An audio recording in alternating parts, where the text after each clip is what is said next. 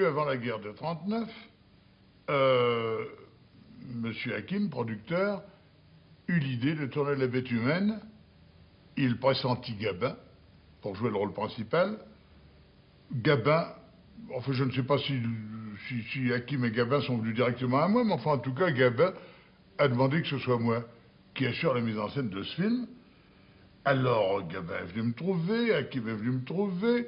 J'ai un petit peu réfléchi, j'ai dit je dois tout de même savoir ce dont il s'agit. Je suis obligé de faire un aveu, je n'avais pas lu le roman.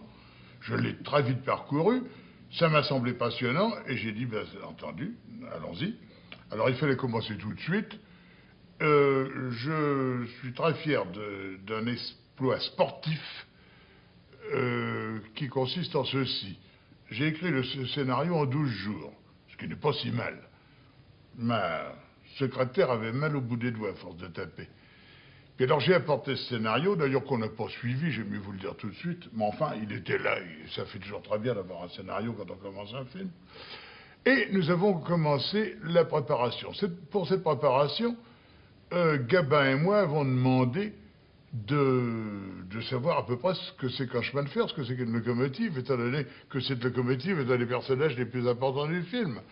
Au fond, il s'agit d'une sorte de trio entre deux femmes et Gabin. Une de ces deux femmes étant Simone Simon, l'autre femme étant une locomotive. Exactement. Alors Gabin et Carrette, d'ailleurs, sont allés sur des locomotives, ont appris à conduire des trains. Gabin a conduit plusieurs fois le train du Havre à Paris avec des braves gens, des braves touristes qui revenaient d'Amérique du Nord, qui ne se doutaient pas qu'ils étaient conduits par un grand acteur. Peut-être qu'il n'aurait pas été rassuré, d'ailleurs, qu'il valait mieux ne pas leur dire. Enfin, nous avons commencé à tourner La Bête humaine. Un des objets de discussion, pas de discussion, disons de conversation controversiale avec les producteurs, qui d'ailleurs ont compris tout de suite où je voulais en venir, ça a été le choix du rôle de la femme. Ils voulaient une femme faisant très, très nettement vamp, une femme, vous savez, une de ces femmes sombres, et on sait tout de suite que ça va donner des coups de couteau et ça va déchaîner des catastrophes. Moi, je prétends encore que les vampes doivent être jouées par des femmes avec une figure innocente. Les femmes avec figure innocente sont les plus dangereuses. Et puis ensuite, on ne sait pas, il y a une surprise. Alors j'ai insisté pour qu'on prenne Simone Simon, ce qui fut fait, et je crois qu'on ne s'en est pas repenti.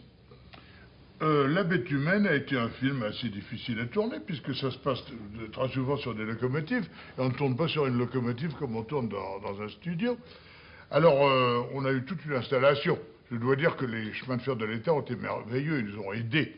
Ils nous ont donné des collaborateurs extraordinaires, qui ont pris part au film, qui nous ont conseillés, qui nous ont permis de ne pas faire d'erreur. Car là aussi, je tenais à la réalité extérieure. Et j'y tenais beaucoup, et on l'a respecté, croyez-moi. Il n'y a pas un détail dans ce film qui ne soit exact. Alors, on nous a donné une voie sur laquelle ne passait pas de train pendant la période où nous tournions, et sur cette voie inutilisée en temps normal, nous avons mis un train composé d'une locomotive qui était notre locomotive, notre personnage, la Lison, celle que nous photographions. Derrière, nous avions un wagon plat sur lequel nous avions deux groupes électrogènes qui fournissaient le courant, et cette locomotive était éclairée exactement comme on aurait éclairé un personnage en studio. Il y avait des projecteurs, il y avait des lampes, il y avait des contre-jour, il y avait tout ce qu'il fallait. Tout ça attaché naturellement avec des fils, avec des courroies, avec tout ce qu'il faut. Enfin, tout ça était très compliqué, parce qu'on faisait tout de même du 100 à l'heure. Alors, pour atteindre ce 100 à l'heure assez rapidement, nous avions une autre locomotive qui nous poussait derrière. Alors, les démarrages étaient plus rapides. On faisait ça à deux locomotives. Nous avions aussi quelques wagons normaux dans lesquels les acteurs pouvaient se nettoyer, s'étendre quand ils ne tournaient pas, se remaquiller, etc. On avait un petit peu à manger, enfin, etc. C'était très bien organisé. Je dois dire que ces prises de vue ont été passionnantes. Quelquefois assez dangereuses. Mon neveu, l'opérateur Claude Renoir, a failli être enlevé une fois. Il était chargé d'un appareil qui était contre le flanc de la locomotive. Alors on avait pourtant bien calculé, cet appareil était bien fixé contre la locomotive, mais On s'est trompé dans les calculs et l'appareil dépassait peut-être de 1 centimètre. Et en entrant sous un tunnel, il s'agit de filmer sous le tunnel, l'appareil a été absolument enlevé, réduit en miettes. Enfin, heureusement, Claude a vu le coup juste avant, l'a deviné et s'est aplati et il n'a pas été enlevé lui-même. Et il est encore vivant, heureusement. Le film s'est tourné aussi au Havre. Et alors là, nous avons vécu dans les dépendances de la gare, dans la gare de marchandises. Je dois vous dire que, avec Gabin, on s'est bien amusé dans ce film. C'est très épatant de conduire des locomotives. C'est une chose absolument merveilleuse. Et je crois qu'il ne l'a pas oublié. En tout cas, moi, je ne l'ai pas oublié. D'ailleurs, l'autre jour, en cherchant dans un vieux portefeuille, j'ai encore trouvé ma carte qui me permet, j'espère qu'elle est valable, de monter sur les locomotives. J'espère m'en servir de temps en temps quand les trains seront pleins et demander un petit coin au mécanicien.